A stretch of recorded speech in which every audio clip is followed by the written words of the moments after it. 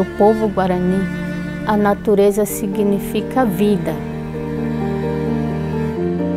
A natureza, ela dá muita proteção, ela suga muita coisa ruim que a gente solta ali, né? Não tem outra palavra que se possa dizer, né, que é nosso salva-vida, nossa paz.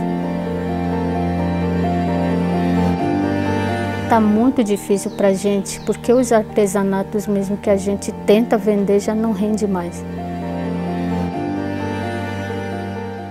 Aí eu vim aqui na UPAN, chorei bastante, pedi muito.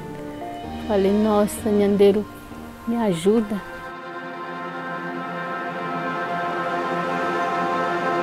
As mudas do Sesc, quando chegaram, foram de manhã. Falei assim, nossa, quero que você cresça mesmo, porque daqui para frente você vai nos ajudar muito.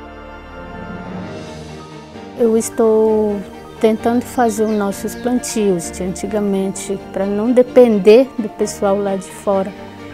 Eu chamei o pessoal, falei assim, agora a gente vai plantar, quero todo mundo junto.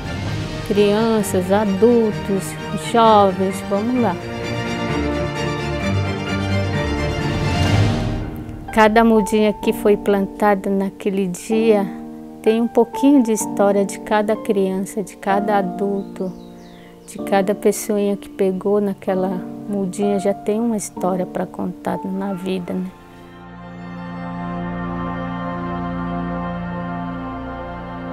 Eu espero, com coração mesmo, que um dia a gente possa colher esses frutos, poder consumir pelo menos um fruto de cada uma dessas mudas que vieram do Sesc, né?